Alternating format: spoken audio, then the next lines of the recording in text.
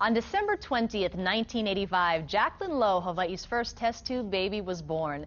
Back then, parents Janice and James Low found out about the new in vitro fertilization process of uniting the sperm and egg in a petri dish from a newspaper article. The birth made international news, and a team of Hawaii doctors made that happy announcement.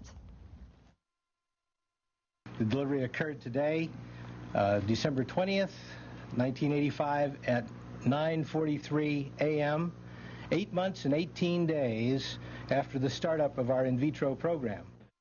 Today, Jacquelyn Low is 25 years old and is moving to China for an MBA program. She and her parents call her birth a blessing. And Dr. Philip McNamee of the Pacific In Vitro Fertilization Institute was part of the original team of doctors and joins us now. Good morning, Dr. McNamee. Good morning. Thanks for joining us. Thank you. Did you enjoy seeing that old video? That was you at that news conference. Yeah, I looked a little bit younger then. That was 26 years ago, 25 years ago.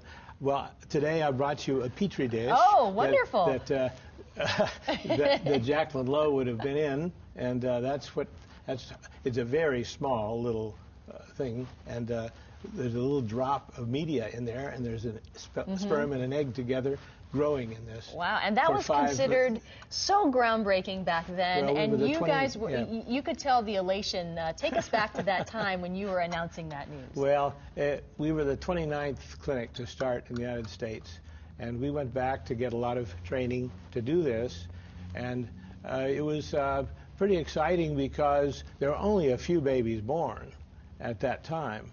So we were early. We weren't the groundbreakers, but we were early. And for our little state to have in vitro fertilization was really a lot of fun for us. Now, the Lows told me that back then, for going through the entire in vitro process, Janice actually had to go to Kapiolani Hospital at 2:30 in the morning every single day for 4 months to get these timed hormone shots.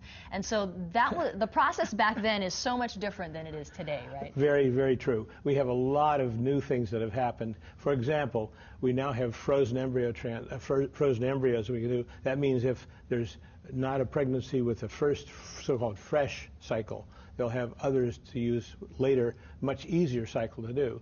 And then we have other things. ICSI, intracytoplasmic sperm injection, where you take one sperm, inject it into one egg, was developed, and very powerful for male factor.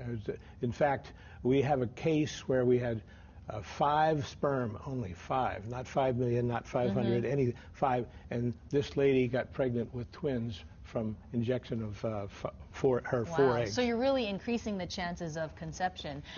Take us, back to that time, because the Lows said that all of the doctors were just hovering around her, and then once Jacqui was born, doctors would continue to call her and make sure that she was okay. So were you all nervous about her well-being back then? Well, we were nervous about the pregnancy being okay.